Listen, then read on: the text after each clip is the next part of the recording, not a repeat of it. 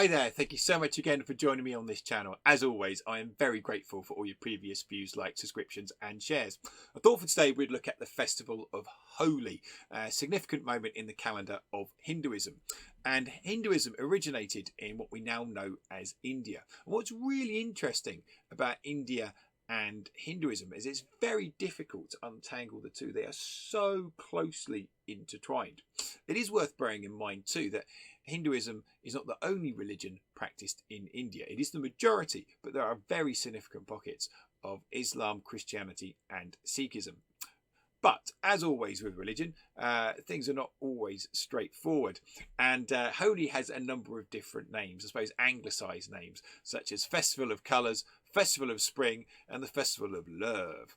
But one of the things that I want to draw attention to is the timing, because of course the first thing is that it's about the time of spring. So we're moving away from the dank, miserable, damp winter months and transitioning into that time of hope and vibrancy with spring, and we see that in the natural world around us. And it's no surprise that religions mark this occasion. So for example, it might be in Christianity with Easter, it might be in Judaism with Passover, and all these events are obviously tied to the natural world. And of course many religions have a lunar calendar, so think about Islam to mark significant events. But let's just press on for a moment, because I want to look at something called the Trimurti. And the Trimurti are going to help us to understand the origin story of Holi.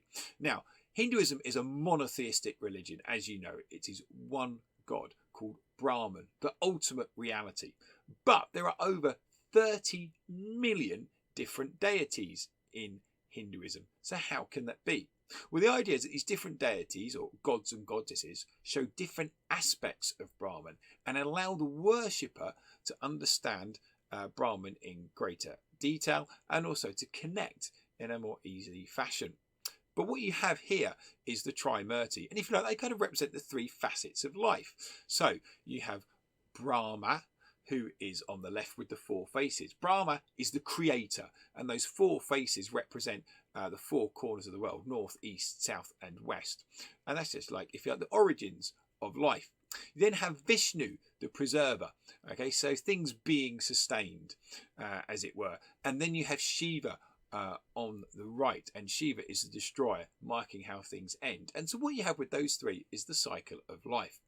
And Vishnu is significant in the origins of Holi. So bear with me just while I tell you the story of Holi. And it begins with an evil king. And to say he was evil was something of an understatement. He wanted to be worshipped himself. So he was slightly peeved when his son Prahlad wasn't worshipping him, but worshipping the god Vishnu instead. And rather than giving him a screen ban or perhaps sending to his room, what he decided to do was enlist the help of his sister, and his sister was able to set herself on fire without actually being harmed, a bit like the Human Torch in the Marvel comic books.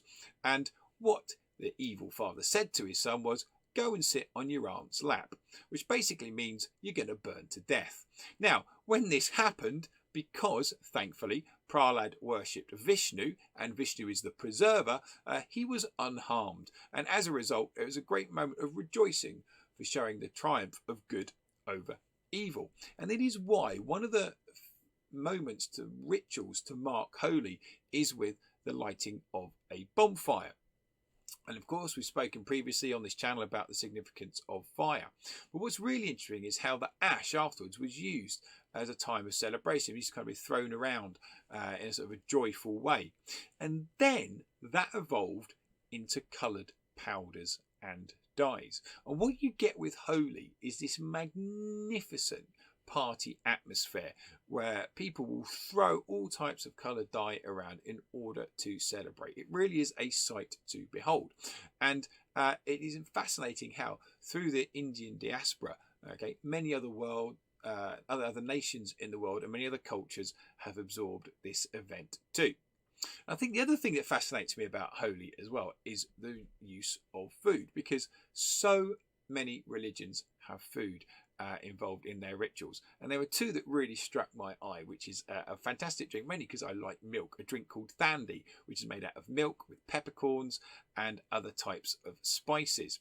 And also, because I like bread and sweet things, puran poli, which is a type of sweet flatbread, is often eaten as well. So lots of fatty, sweet foods, which again makes sense. You're moving away from the misery of winter and you're celebrating the triumph of good over evil. So why not?